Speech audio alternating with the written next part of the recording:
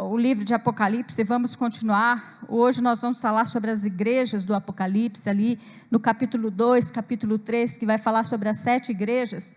Mas, antes de nós falarmos, eu queria fazer uma correção nos slides da semana passada. Poderia colocar para mim, por favor? Pode passar. Esse daqui está certo, né? Nós temos aqui a cruz de Cristo, a era da igreja atual, o anticristo, né? A declaração dele, o início da tribulação, o arrebatamento da igreja. Aqui a igreja está no meio, né? Quem crê que vai ser arrebatado no meio. No próximo.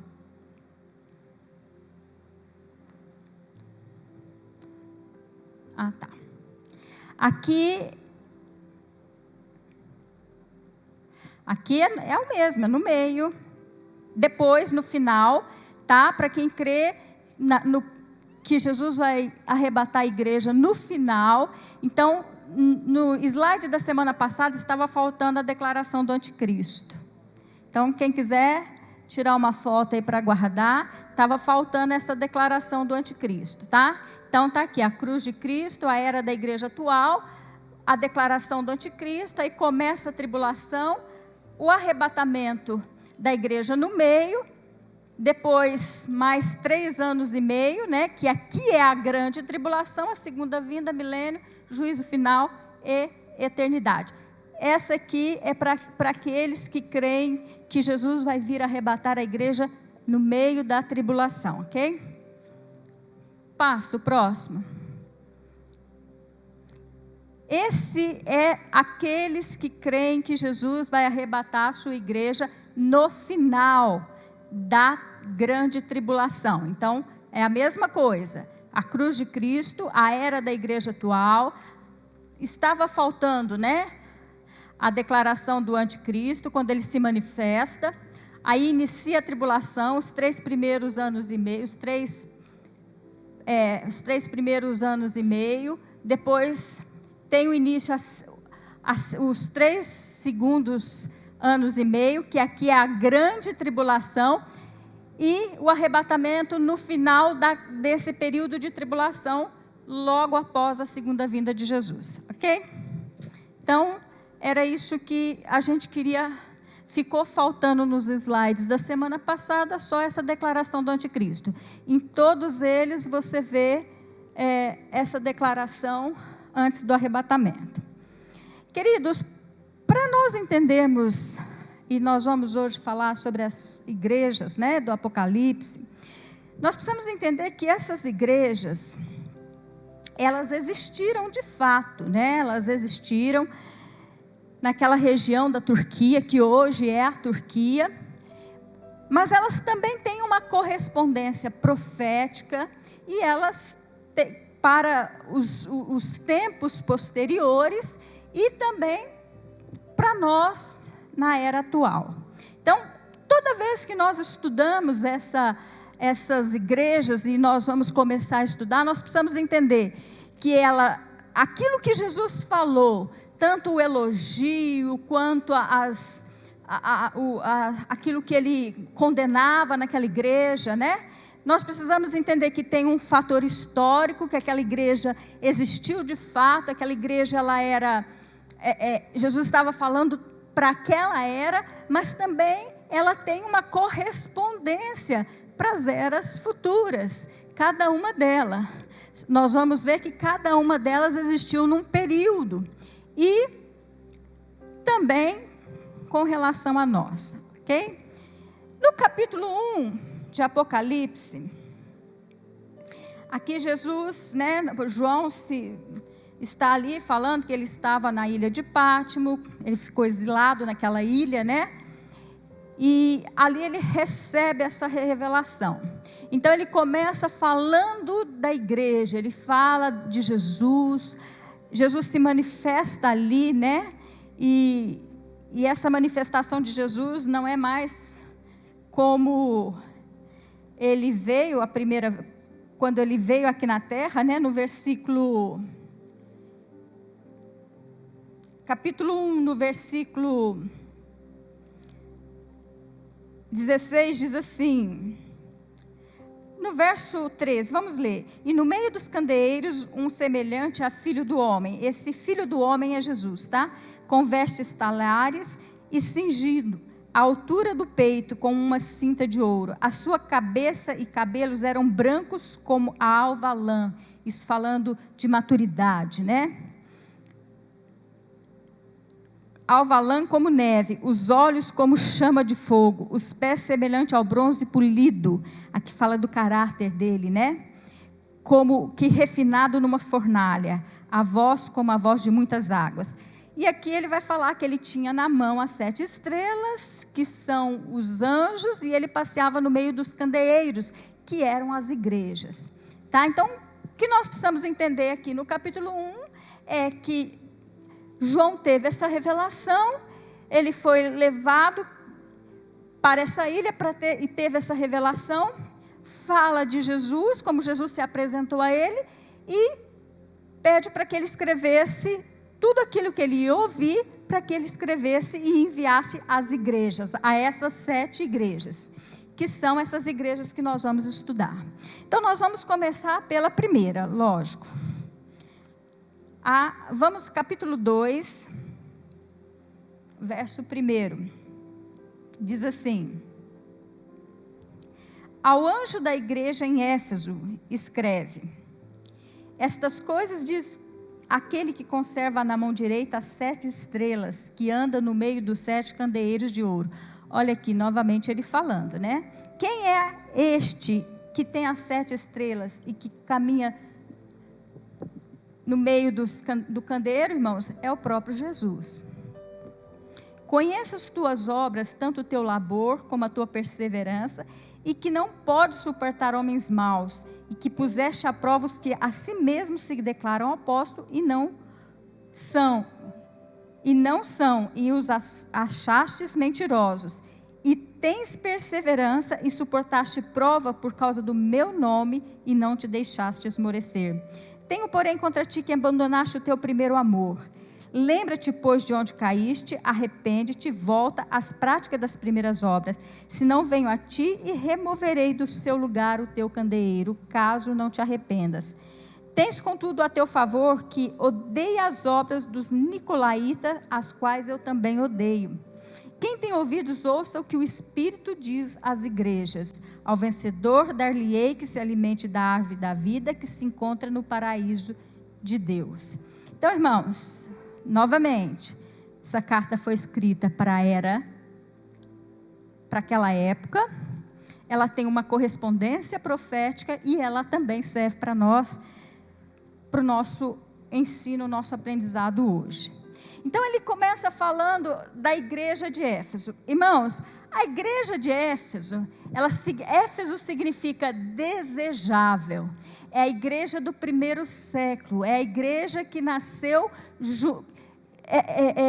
ali junto, quando começou a igreja, ela nasceu ali junto, ela vai do ano 300 a 100 depois de Cristo, e ela é a maior cidade da Ásia, tá? Ela representa a igreja apostólica, ou seja, a igreja dos apóstolos, e está, né, nós já lemos, está ali em Apocalipse 1:7. Irmãos, a igreja, eu vou dar um pano de fundo a respeito de Éfeso. Éfeso era uma cidade, irmãos, muito próspera, né? Nós lemos ali, nós vimos que ela era uma cidade, a maior das cidades, né? A principal cidade daquela época, né? Da Ásia, daquela época. Ela era um centro comercial. Então, assim, era uma cidade com muitas religiões. Então, ali em Éfeso, irmãos, tinha o templo da deusa Diana, que era considerado, irmãos, uma das 7 maravilhas do mundo. Esse templo era tão suntuoso, tão magnífico, né, que ele foi considerado uma das 7 maravilhas do mundo. Essa igreja, irmãos, aqui o Senhor fala algumas coisas para ela. O Senhor Jesus se apresenta a ela como aquele que conhece todas as coisas, né? Ele diz assim: eu tenho na mão direita as 7 estrelas e ando no meio dos 7 candeeiros. Então Jesus se apresenta a essa igreja como aquele que tem todos os líderes, porque essas 7 estrelas representam os líderes daquelas igrejas, e que anda no meio da igreja. Então ele se mostra, ele se apresenta àquela igreja como aquele que tem tudo nas suas mãos, nada foge no controle das mãos dele.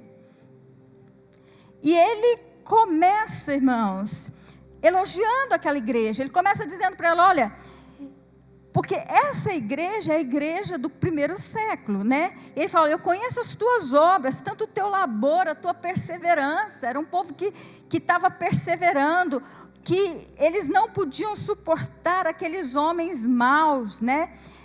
Que puseste à prova a si mesmos, que se declaravam apóstolos e não são, e os achastes mentirosos. E aqui embaixo ele fala também: tenho contudo a teu favor que odeio as obras dos nicolaítas, as quais eu também odeio. Irmãos, quem eram os nicolaítas? Os nicolaítas, a palavra nicolaíta, Nico significa vencer, e Laos é povo, então é povo que vence, é povo superior. E aqui nessa igreja, irmãos, o Senhor estava fazendo um elogio para eles, porque eles não estavam aceitando as obras dos nicolaítas. E que obra que era essa? Porque os nicolaítas, eles diziam o seguinte: que havia o clero e havia o povo, a plebe, né? Então só quem podia ensinar, havia um povo superior. Então somente eles que podiam ensinar, só eles que podiam pregar. E era justamente isso que o Senhor estava dizendo para ele: olha, vocês estão resistindo a isso, porque todos foram chamados, todos podem pregar, todos são chamados. Então o Senhor Jesus estava elogiando eles, porque eles não estavam sendo coniventes com aquelas obras, né? De separação, né? Aqui é o clero, e aqui é a burguesia. Então, aquela separação que havia na igreja, que começou a haver na igreja. Então, o Senhor faz esse elogio a eles, né? Elogia a perseverança, irmãos, porque a igreja, nós sabemos que a igreja, ela começou debaixo de perseguição, né? Logo quando, antes de Paulo se converter, nós vemos ele ali perseguindo Estevão. Então havia já a igreja já havia começado debaixo daquela perseguição. Então Jesus estava fazendo um elogio para aqueles irmãos ali de Éfeso, mas ele também, querido, estava fazendo uma reprimenda, né? Jesus também estava mostrando para eles algo que estava errado ali e que eles precisavam corrigir. Aí ele diz aqui: tenho porém contra ti que abandonaste o teu primeiro amor.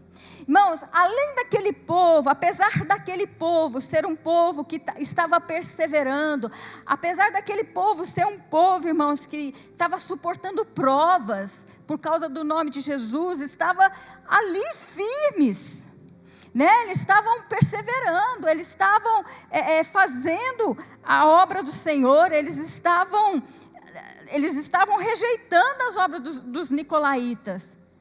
Mas o Senhor fala para eles: olha, eu tenho algo contra vocês. Eu tenho algo contra vocês, porque vocês abandonaram o primeiro amor. Aquele fogo, aquela paixão do começo. E aí o Senhor Jesus fala para eles, o conselho que Jesus dá para eles é: lembra-te onde caíste. 3 conselhos, né? Lembra-te de onde caíste, arrepende-te e volta às práticas. Queridos, algo que nós podemos aprender com essa igreja, irmãos, é que nós podemos estar trabalhando, nós podemos estar fazendo a obra do Senhor, podemos até estar odiando algumas coisas, algumas heresias, algumas práticas erradas, mas podemos perder o fogo da paixão pelo Senhor Jesus. E o Senhor aqui, aquele que conhece, aquele que anda, que se move, não foi assim que ele se apresentou? Ele se apresentou aquele que se move no meio dos candeeiros, ou aquele que se move no meio da igreja, né? Aquele que tem passe livre, que anda no meio da igreja. Apesar de tudo aquilo que eles estavam fazendo, eles tinham perdido o primeiro amor.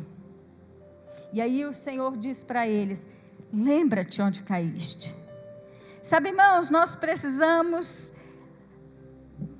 perguntar ao Senhor, esquadrinhar o nosso coração, buscar dentro de nós aonde nós caímos, onde começou, onde que nós começamos a perder esse fogo, essa paixão pelo Senhor.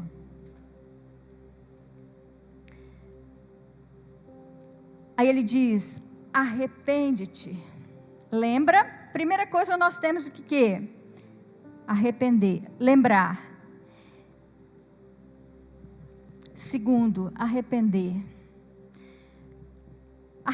Arrependimento, irmãos, tem que ser algo genuíno, tem que ser algo que nos leva a uma mudança, né? Arrependimento é mudança de comportamento. Ele diz: arrepende-te e volta às práticas das primeiras obras. Ali está, né? Lembra-te, arrepende-te e volta às práticas das primeiras obras. Sabe, irmãos, nós precisamos, como igreja, irmãos, olhar para nós. O Senhor elogiou aquela igreja pela obra, pelas obras que elas estavam fazendo, por aquilo que ela tinha rejeitado com relação à doutrina dos nicolaítas, mas eles tinham perdido aquele fogo do primeiro amor. Então o Senhor diz para ela: lembra, arrepende e volta. E qual seria a consequência, irmãos, deles não se arrependerem? Aí ele diz aqui, que ele, no verso 5, né? E se não venho a ti, e moverei do seu lugar o teu candeeiro, caso não se arrependa. Queridos, como eu disse, a igreja de Éfeso, né? Ela está ali na Turquia, atual Turquia. E essa igreja, irmãos, ela foi se esfriando, porque o Senhor disse que eles perderam, abandonaste o primeiro amor, então eles foram esfriando. E hoje, irmão, se você for ali na Turquia, não existe nenhuma igreja cristã. O candeeiro foi retirado. Se você olhar para aquela região ali da Turquia, irmãos, o que predomina ali são os muçulmanos. O candeeiro foi retirado daquele povo. Mas ele diz também: ao vencedor, dar-lhe-ei que se alimente da árvore da vida, que se encontra no paraíso de Deus. Então, a consequência foi daquela igreja, e nós vemos a consequência nos dias de hoje, é que naquela região, lembra que eu disse que essas igrejas existiram mesmo? Então hoje, na Turquia, irmãos, não existe mais igreja cristã. O que predomina é o muçulmano, né? É o islamismo. Mas para aqueles que arrependem, para aqueles que voltam, ao vencedor, a promessa é: dar-lhe-ei que se alimente da árvore da vida. Quem é a árvore da vida, irmãos? O Senhor Jesus. Você vai se alimentar do próprio Senhor Jesus. Amém? Então, a igreja de Éfeso, ela existiu, irmãos, no ano, nós vimos aí, no ano por volta do ano 30 a o ano 100 depois de Cristo. Era a igreja desejável, mas se tornou hoje o que nós vemos na Turquia. O que predomina na Turquia é o islamismo. Aquela igreja realmente não existe, né? Desapareceu. Aí nós temos a segunda igreja, irmãos, que é a igreja de Esmirna. Queridos, teria muito mais coisas para falar, né? Se a gente estivesse numa aula, a gente poderia falar 1 hora por vez sobre cada uma igreja. Então, como eu tenho que falar várias igrejas, nós temos que ser um pouco mais sucinto e dizer o que realmente é mais importante. Então, a igreja de Esmirna, irmãos. A igreja Esmirna, ela significa, querido, era uma planta que quanto mais você espreme ela, irmãos, mais ela exala perfume, mas também ela era uma especiaria muito amarga. A igreja de Esmirna, ela compreende do ano 100 depois de Cristo até o ano 312 depois de Cristo. E essa igreja, irmãos, ela corresponde à igreja do 2º século, que é a igreja perseguida. Essa igreja, irmãos, o Senhor começa dizendo assim: ao anjo da igreja de Esmirna, escreve: estas coisas diz o primeiro e o último que esteve morto e tornou a viver. Conheço a tua tribulação, a tua pobreza, mas tu és rico, e a blasfêmias dos que a si mesmos se declaram judeus e não são, sendo antes sinagogas de Satanás. Não temas as coisas que tem que sofrer, eis que o diabo está para lançar em prisão alguns dentre vós, para ser posto à prova, e tereis tribulação de 10 dias. Sê fiel até a morte, e dar-te-ei a coroa da vida. Quem tem ouvidos, ouça o que o Espírito diz às igrejas. Ao vencedor, de nenhum modo sofrerá o dano da segunda morte.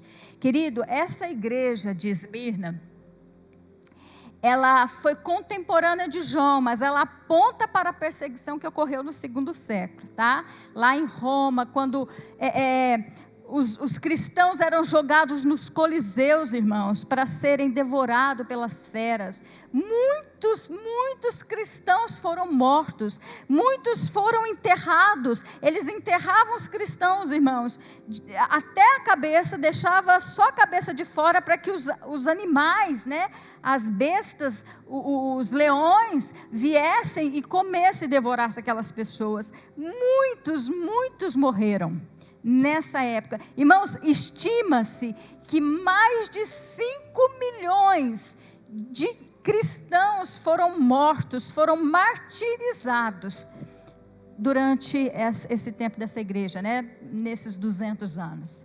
Mais de 5 milhões de cristãos morreram por amar Jesus.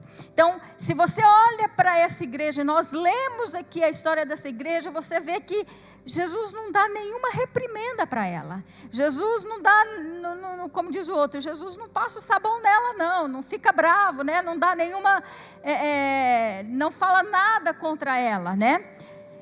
Agora, ele fala aqui daqueles que se diziam judeus, mas eles eram da sinagoga de Satanás. Quem eram os da sinagoga de Satanás, irmãos? Eram os próprios judeus, sabia? Os próprios judeus que não aceitavam eles odiavam que as pessoas se convertessem a Jesus. Olha aí, os próprios judeus, né, aqueles que Jesus veio para eles, que rejeitou Jesus, agora eram os que perseguiam os cristãos. Então, qual foi o conselho que Jesus deu para eles? Que eles fossem o quê? Corajosos, que eles ficassem fiéis, que mesmo em face da morte, né? E Jesus falou, ser fiel até a morte. Irmãos, na história da igreja, muitos cristãos morreram. Irmãos, e até hoje tem cristãos morrendo. Se nesses países, irmãos, comunistas, vira e mexe a gente fica sabendo de irmãos nossos que foram mortos, decapitados, por não negarem o Senhor Jesus. Até hoje, irmãos, tem muitos cristãos ainda morrendo por causa de Jesus. E então Jesus disse para ele, olha, ser fiel até a morte. Ser fiel até a morte e dar-te-ei a coroa da vida. Aí ele diz, a promessa que o Senhor Jesus faz para ele, o vencedor de nenhum modo sofrerá o dano da segunda morte. Que segunda morte é essa, irmãos? Qual é a segunda morte? Jesus fala para eles, olha, sejam fiéis até a morte. Quer dizer, se você precisar morrer, querido, morre. Mas deixa eu dizer uma coisa, você não vai passar pela segunda morte, que é a morte eterna. Jesus estava garantindo para aqueles irmãos que morressem por amor de Jesus, e para aqueles que ainda morrem por amor de Jesus, que eles não passariam pela segunda morte, ou seja, eles teriam a vida eterna. Jesus não nos garante, irmãos, que nós não vamos passar pela morte física, mas Ele garante que nós não vamos passar pela morte eterna. E o que é a morte eterna?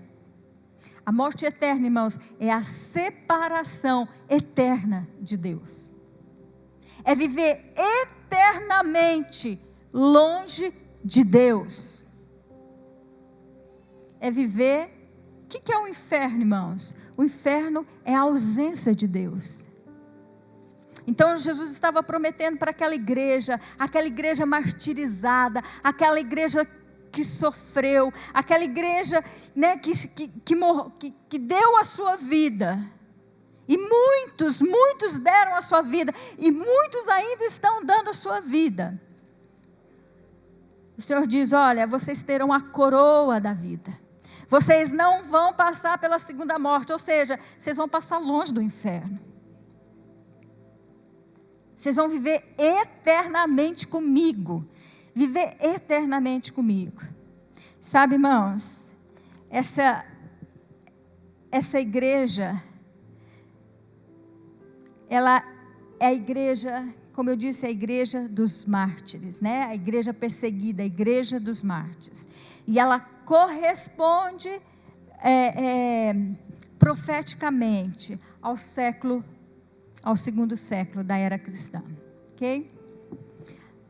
A terceira carta, que é a carta de Pérgamo. Vamos lá. O significado é casamento, ou mal casada, né? Ela representa a igreja que se uniu ao Estado. Ela vai do ano 314 a 590 depois de Cristo. Queridos, vamos ler então. Ao anjo da igreja em Pérgamo, escreve: estas coisas diz aquele que tem a espada afiada de 2 gumes.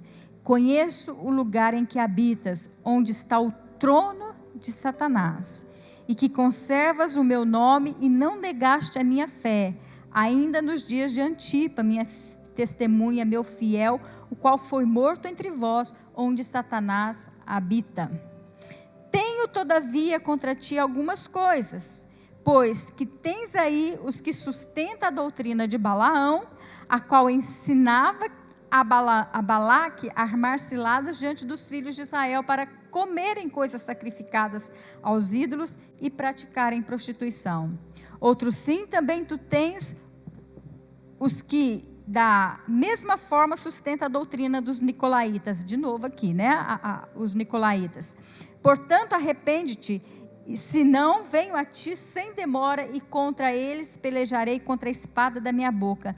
Quem tem ouvidos, ouça o que o Espírito diz às igrejas. Ao vencedor, dar-lhe-ei do maná escondido, bem como lhe darei uma pedrinha branca, e sobre essa pedrinha escrito um novo nome, o qual ninguém conhece, exceto aquele que recebe.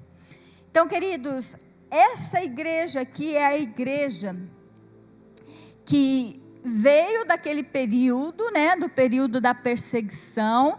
Havia muita perseguição ainda, mas ela começa a fazer aliança com o Estado. E aqui, irmãos, para você entender um pouco a questão, né, dessa igreja de Esmirna,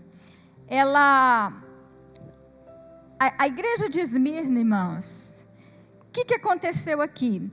O povo era muito perseguido. Aí, Constantino, ele era um soldado que se tornou imperador. Depois que seu pai morreu, ele se tornou imperador, e para que ele conquistasse toda a Europa, toda a Ásia, todo aquela continente, né, o mundo daquela época, o que ele fez? Ele se uniu, ele chegou para os cristãos e disse, olha, para os líderes, e disse assim, olha, se vocês se juntar comigo, o que eu vou fazer? Eu vou proteger vocês, não vai mais haver perseguição, né? Eu vou tornar a religião de vocês oficial. Então, assim, por conta disso, os cristãos daquela época se uniram a ele. Então, foi ali que começou, irmãos, a igreja católica, porque Constantino oficializou, por causa desse acordo, ele oficializou a religião cristã como universal, e a palavra universal significa católico, católico significa universal. Então, aqui começa o catolicismo, com Constantino. Então, ele estabelece a religião como oficial, e agora todo mundo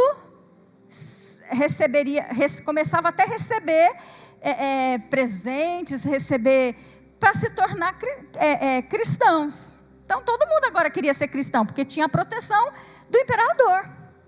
Então era uma boa ideia ser cristão, né? E foi aqui que começou o declínio da igreja, porque aqui começou a mistura, o paganismo entrar dentro da igreja, né? Porque Constantino, ele se converteu, entre aspas, né? Mas não se converteu. Então, todo o paganismo, irmãos, entrou dentro da igreja. E aí, o que o Senhor fala?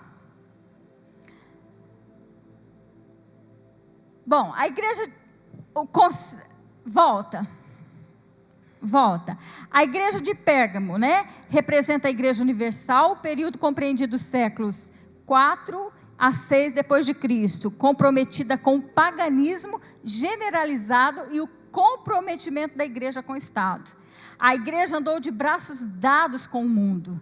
Esse casamento se deu com Constantino, institucionalizando a religião cristã como a religião universal, que é o católico. E qual foi a condenação? O que o Senhor falou para eles? O Senhor fala sobre a doutrina de Balaão. Que doutrina que é essa, irmãos? Qual era a doutrina de Balaão? Ele fala, olha, tenho porém contra ti algumas coisas, pois que tem aí os que sustentam a doutrina de Balaão. Irmãos, lá no Velho Testamento, Balaque, ele queria conquistar Israel. Então o que ele fez? Ele contratou Balaão, que era um profeta, para ir amaldiçoar Israel. Só que toda vez que Balaão ia amaldiçoar Israel, ele não conseguia. Aí ele ia de novo e não conseguia, ia de novo e não conseguia. Aí ele, de tanto ele não conseguir, ele chegou para Balaque e falou assim, ó, Balaque, vamos fazer o seguinte, eu vou te ensinar um jeito que você vai conseguir fazer com que Israel, né, perca e não prospere. Aí, o que ele falou? Ele falou para Balaque, olha, leve as prostitutas, mulheres, e dê de casamento para eles. Então, irmãos, quando aqueles israelitas começaram a casar com aquelas mulheres, com aquelas prostitutas, o que aconteceu? Houve uma mistura, houve o paganismo entrou, e Deus havia falado que não era para eles se contaminarem com as mulheres dos outros povos. Então, era isso aqui que Deus estava falando para ele, olha, eu tenho contra ti algumas coisas que vocês estão sustentando a doutrina de Balaão, que era a doutrina da mistura. Aqui, irmãos, a igreja não era totalmente do mundo, mas também não era totalmente de Deus. Houve uma mistura, por isso Pérgamo, mal casada, casamento. Aqui então ele começou a entrar essa doutrina. E isso fala muito conosco, irmãos. Hoje nós vemos, se nós não tomarmos cuidado, irmãos, a gente acaba deixando o nosso coração ser contaminado. A mistura entrar dentro do nosso coração, irmãos, nós não podemos, ou nós somos 100% de Jesus, ou nós não somos 100% de Jesus. Nós não podemos ser 50%. Dos nicolaítas, como eu disse, né? Já falei, os nicolaítas, eles se sentiam que só o clero podia pregar, só o clero, e todos foram chamados para pregar, né, irmãos? Então, o Senhor fala para eles, arrepende-se, senão venho a ti sem demora, e contra eles pelejarei com a espada da minha boca. Então, arrepende. Sabe, irmãos, arrependimento. Nós vimos ali o Senhor falando sobre arrependimento, agora novamente arrependimento. Por quê?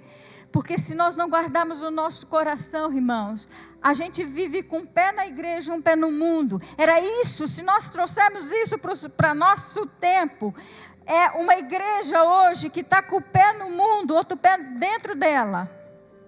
E é isso que o Senhor fala, tenho contra ti, que aceita as doutrinas de Balaão. E aí ele diz, quem tem ouvidos, ouça o que o Espírito diz à igreja. Ao vencedor dar-lhe-ei do maná bem como uma pedrinha branca. Maná escondido, o que significa? O maná escondido fala de provisão, irmãos, do próprio Jesus. Ele é o pão que desceu do céu.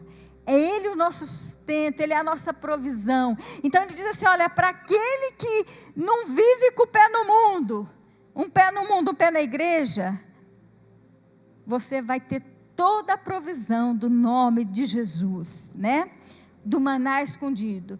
E uma pedrinha branca. Era costume em Israel, irmãos, que quando houvesse um julgamento, aquele que era o juiz, na hora dele dar a sentença funcionava da seguinte forma, tinha uma pedra branca e uma pedra preta.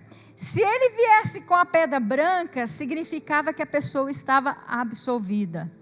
Queridos, ele diz aqui, e também te darei uma pedrinha branca. Ou seja, irmãos, nós somos absolvidos pelo sangue de Jesus. Nós somos livres de toda condenação por causa de Jesus. Amém, irmãos? Toda a nossa dívida foi paga. Então ele diz assim, que ao vencedor, você vai ter toda a provisão que você precisa. E nenhuma condenação haverá sobre você. Amém? Então nessa noite eu queria falar sobre essas 3 igrejas. Semana que vem a gente fala sobre as outras.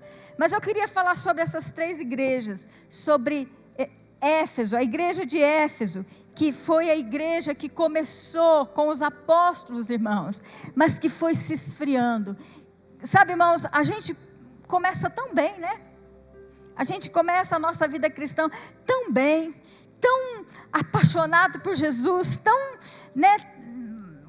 cheio de amor, mas se a gente não tomar cuidado, irmãos, vai esfriando, vai apagando, vai esfriando, vai esfriando e vai esfriando.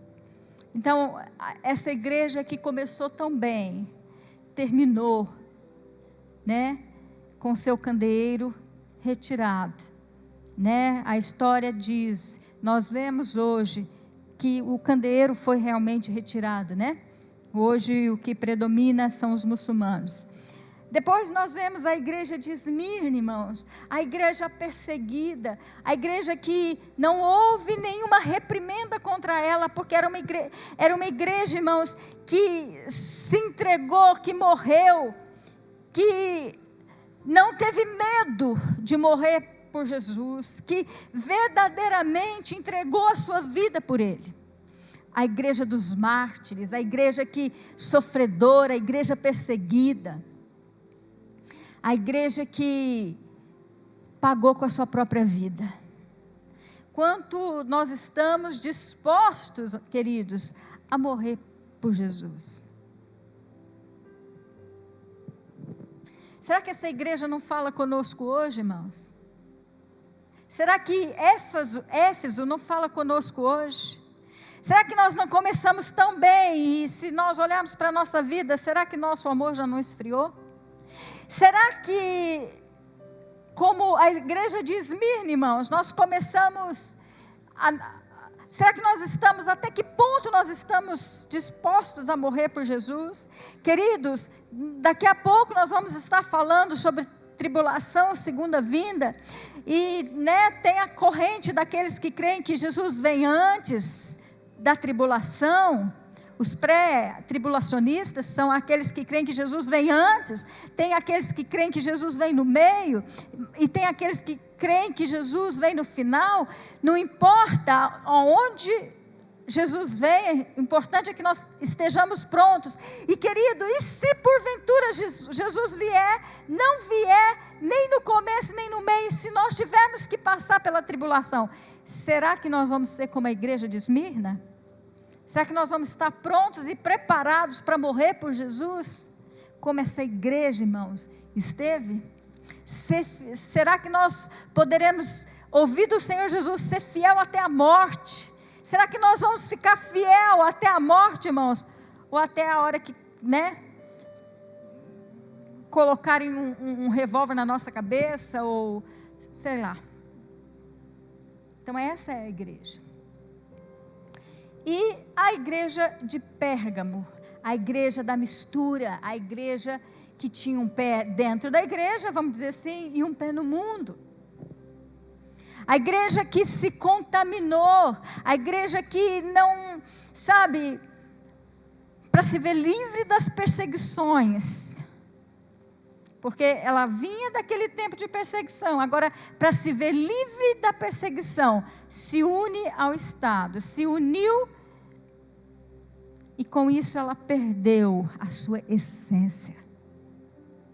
A sua essência. Ela se misturou. Então, essa igreja fala conosco também. Até que ponto nós estamos 100% na doutrina dos apóstolos, irmãos, 100%, ou até quanto nós estamos misturados?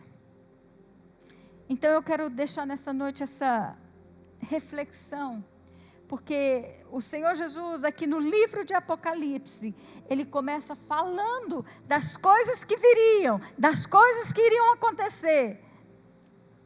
E Ele começa falando justamente para a igreja. Amém? Vamos ficar de pé.